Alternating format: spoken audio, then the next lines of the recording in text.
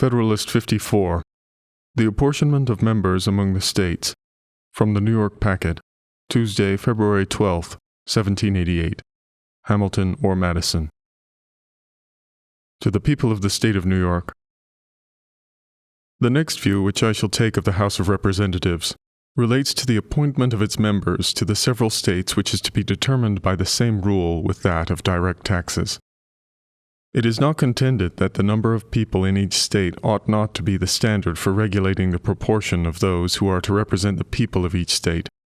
The establishment of the same rule for the appointment of taxes will probably be as little contested, though the rule itself in this case is by no means founded on the same principle. In the former case, the rule is understood to refer to the personal rights of the people, with which it has a natural and universal connection. In the latter, it has reference to the proportion of wealth, of which it is in no case a precise measure, and in ordinary cases a very unfit one. But notwithstanding the imperfection of the rule as applied to the relative wealth and contributions of the states, it is evidently the least objectionable among the practicable rules, and had too recently obtained the general sanction of America not to have found a ready preference with the convention. All this is admitted, it will perhaps be said, but does it follow from an admission of numbers for the measure of representation, or of slaves combined with free citizens as a ratio of taxation, that slaves ought to be included in a numerical rule of representation? Slaves are considered as property, not as persons. They ought therefore to be comprehended in estimates of taxation, which are founded on property, and to be excluded from representation, which is regulated by a census of persons. This is the objection, as I understand it, stated in its full force. I shall be equally candid in stating the reasoning which may be offered on the opposite side. We subscribe to the doctrine, might one of our Southern brethren observe, that representation relates more immediately to persons and taxation more immediately to property, and we join in the application of this distinction to the case of our slaves.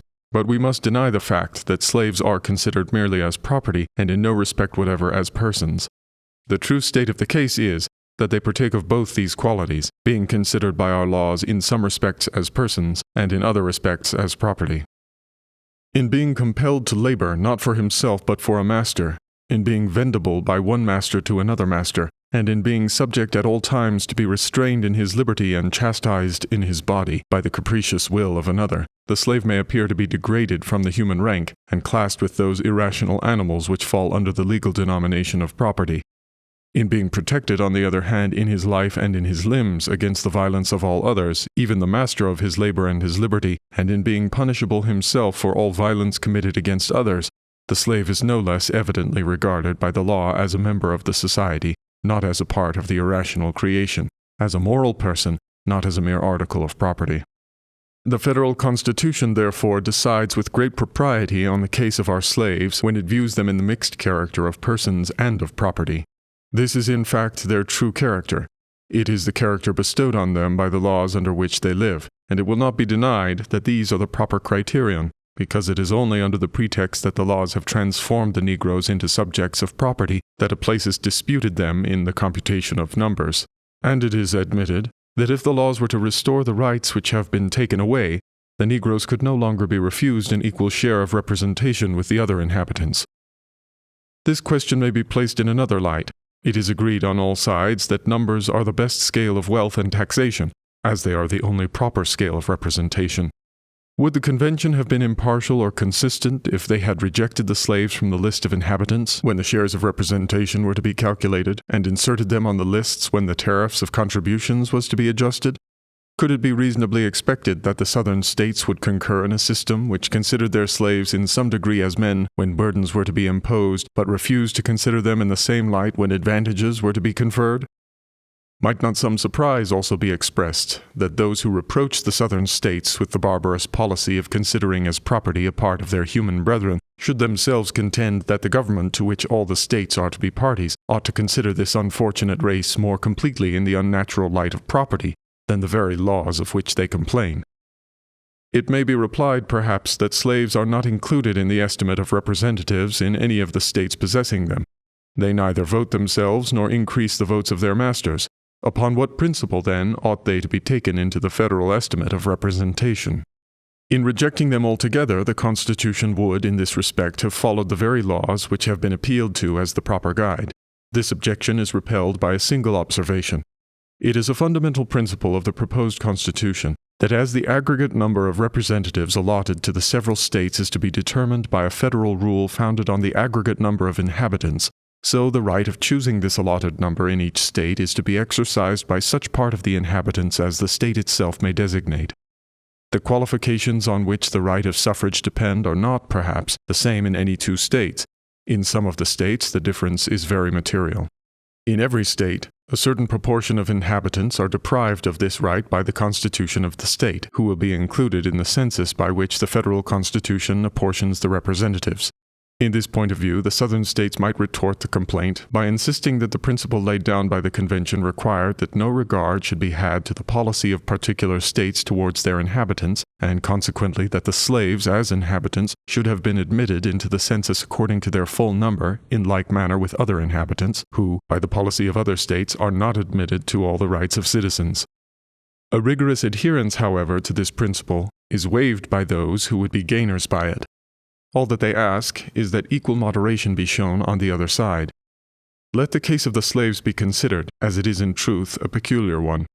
Let the compromising expedient of the Constitution be mutually adopted, which regards them as inhabitants, but as debased by servitude below the equal level of free inhabitants, which regards the slave as divested of 2/5 of the man.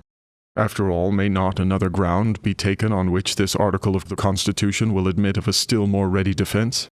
We have hitherto proceeded on the idea that representation related to persons only and not at all to property. But is this a just idea?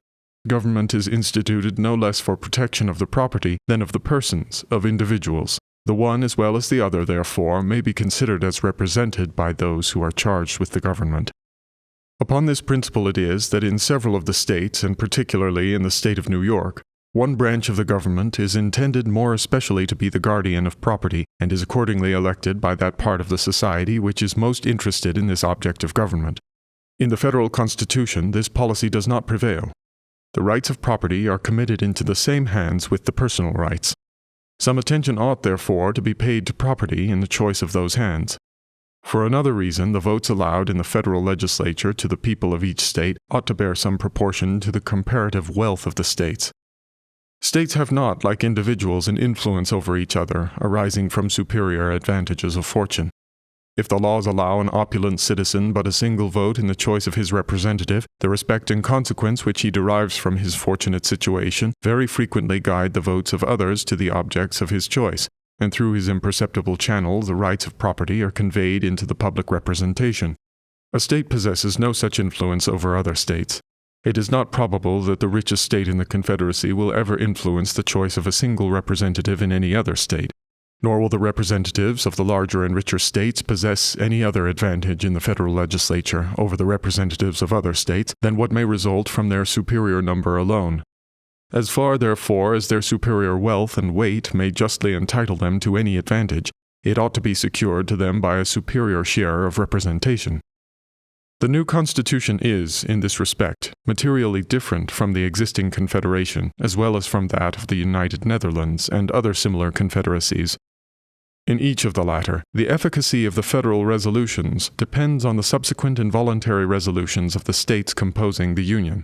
Hence the states, though possessing an equal vote in the public councils, have an unequal influence corresponding with the unequal importance of those subsequent and voluntary resolutions.